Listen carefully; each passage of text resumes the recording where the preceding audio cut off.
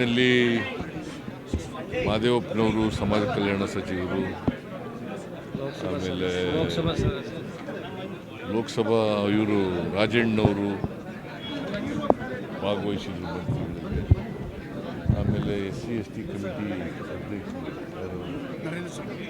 ನರೇಂದ್ರ ಸ್ವಾಮಿ, ತುಕಾರಾಮ್ ಲೋಕಸಭಾ ಸದಸ್ಯರು, ಮತ್ತು ಭಾಳ ಜನ MLAಗಳೆಲ್ಲ ಇವನು ಲೀಡರ್ ಆಫ್ ದಿ ಅಪೋಸಿಷನ್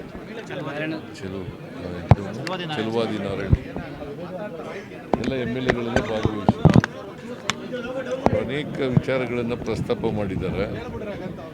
ಅದಕ್ಕೆ ಭಾಳ ಮುಖ್ಯವಾಗಿ ಕನ್ವಿಕ್ಷನ್ ರೇಟು ಅದು 20ರಲ್ಲಿ 10% ಇತ್ತು, ಈಗ 7% ಬಂತು.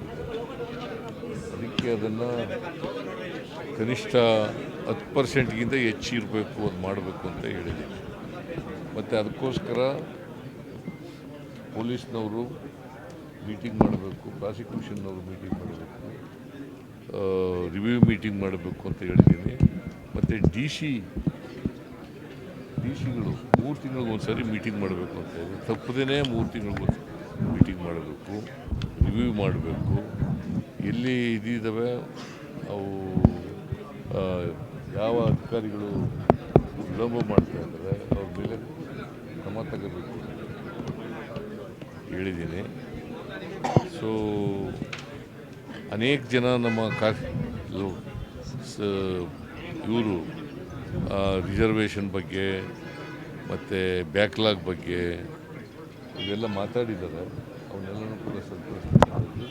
ಮತ್ತು ನಾನು ಚೀಫ್ ಸೆಕ್ರೆಟ್ರಿ ಒಂದು ರಿವ್ಯೂ ಮೀಟಿಂಗನ್ನು ಮಾಡ್ತಾಯಿದ್ದೀವಿ ಬ್ಯಾಕ್ಲಾಗ್ ಬಗ್ಗೆ, ಮತ್ತು ಅನೇಕ ಹುದ್ದೆಗಳನ್ನು ತಪ್ಪಿಸ್ತಕ್ಕಂಥ ಪ್ರಯತ್ನಗಳು ಮಾಡ್ತಾ ಇದ್ದಾರೆ ಅಂತೇಳಿ ಆರೋಪಗಳನ್ನು ಮಾಡಿದ್ದಾರೆ. ಅದನ್ನು ಯಾವ್ಯಾವ ಇಲಾಖೆಯಲ್ಲಿ ಬ್ಯಾಕ್ಲಾಗ್ ಹುದ್ದೆಗಳಿದ್ದಾವೆ ಅದನ್ನೆಲ್ಲ ನೋಡಿ ಮಾಡ್ತಕ್ಕಂಥದ್ದು. ಮತ್ತು ರಿಸರ್ವೇಷನ್ ಇನ್ ಪ್ರಮೋಷನ್ ಅದ್ರ ಬಗ್ಗೆನೂ ಕೂಡ ಮಾತಾಡ್ತೀವಿ. ಸರ್ ಇಡಿಯವರು ಇಡಿ ಸಮನ್ಸ್ಗೆ ಹೈಕೋರ್ಟ್ ಆಲೆ ಜಂಪಾಗ್ಬಿಟ್ಟಿಲ್ಲ, ನೀನು ಆಲೆ ಜಂಪಾಗ್ಬಿಟ್ಟಿಲ್ಲ ಬೇರೆ ಕಡೆಗೆ ನಿಲ್ಲಿಸಿದ್ರಲ್ಲ, ಅದಕ್ಕೆ ಅಲ್ಲ ಆಯ್ತಪ್ಪ, ನಿಲ್ಲಿಸಿದ್ರೆ ಇದನ್ನು ಕೇಳಬೇಕು ನೀನು. ಅದ್ರ ಬಗ್ಗೆ ಏನಂತ ನೋಟಿಸ್ ಕೊಟ್ಟಿದ್ರು, ಅದು ಸ್ಟೇ ಆಗಿದೆ, ಕೋರ್ಟ್ನಲ್ಲಿ ಸ್ಟೇ ಆಗಿದೆ. ಜಡ್ಜು ಹೇಳಿದ್ದಾರೆ, ಹರಿ ಯಾಕೆ ನೀವು ಇಷ್ಟೊಂದು ತನಿಖೆ ನಡೀತಾ ಇದೆ, CBI ಕೊಡಬೇಕಾ ಬೇಡವಾ ಅನ್ನೋದ್ರ ಬಗ್ಗೆ ಚರ್ಚೆ ನಡೀತಾ ಇದೆ, ಅದು ಆರ್ಗ್ಯುಮೆಂಟ್ ಸ್ಟೇಜ್ನಲ್ಲಿದೆ, ಈಗ ರಿಸರ್ವ್ ಆಗಿದೆ ಆರ್ಡರ್ಸ್ಗೆ. ಈ ಹಂತದಲ್ಲಿ ನೀವು ಆ ಥರ ಮಾಡೋದು ಸರಿ ಇಲ್ಲ ಅಂತ ಹೇಳಿ ಸ್ಟೇ ಕೊಟ್ಟಿದೆ. ರಾಜಕೀಯ ಪ್ರೇರಿತ ಅಂತ ಇಡಿ ನೋಟಿಸ್ ರಾಜಕೀಯ ಪ್ರೇರಿತ ಅಂತ ಅನ್ಸುತ್ತೆ. ಮತ್ತು ಇದೇನು ರಾಜಕೀಯ ಪ್ರೇರಿತ ಕೇಸೇ ಮೂಢ ಕೇಸೇ ರಾಜಕೀಯ ಪ್ರೇರಿತ, ಮೂಢ ಕೇಸೇ ರಾಜಕೀಯ CBI ಕೋರಿರೋದು ಇನ್ನು ಪೆಂಡಿಂಗ್ ಇದೆ ಸರ್. CBIಗೆ ಕೋರಿರೋ ಅರ್ಜಿ ವಿಚಾರಣೆ ಆಗಿ ಇನ್ನು ಪೆಂಡಿಂಗ್ ಇದೆ. ಏನಾದರೂ ಆತಂಕ ಏನಾದರೂ CBIಗೆ ಹೋಗ್ಬೋದಂತ ಆತಂಕ ಏನಾದರೂ CBIಗೆ ಹೋಗ್ಬೋದಂತ ಆತಂಕ ಏನಾದರೂ ಇದೆಯಾ ಸರ್? ಯಾಕೆ ಕೇಸ್ ಇನ್ನೂ ಕೂಡ ಪೆಂಡಿಂಗ್ ಇದೆ. ಜಡ್ಜ್ ಏನು ಮಾಡ್ತಾರೆ ಅಂತ ತೀರ್ಪು ಇನ್ನೂ ಆರ್ಡರ್ಸ್ಗೆ ಪೋಸ್ಟಿಂಗ್ ಆಗಿದೆ. ನನಗೆ ಯಾಕೆ ಆತಂಕ ಆಗುತ್ತೆ?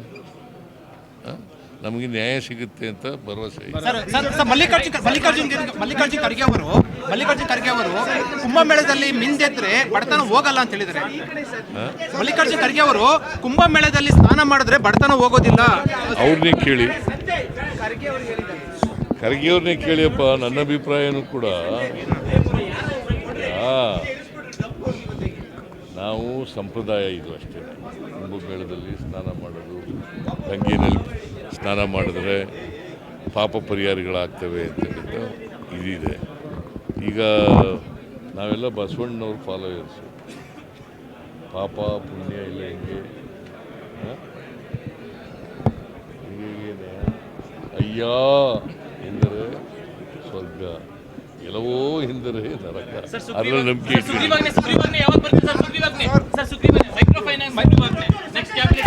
ಕ್ಯಾಬಿನೆಟ್ ಚರ್ಚೆ. ಹೆಚ್ಚಿನ ವಿಡಿಯೋಗಳಿಗೆ ಪ್ರತಿಧ್ವನಿ ಯೂಟ್ಯೂಬ್ ಚಾನೆಲ್ ಸಬ್ಸ್ಕ್ರೈಬ್ ಮಾಡಿ, ಬೆಲ್ ಐಕಾನ್ ಕ್ಲಿಕ್ ಮಾಡಿ.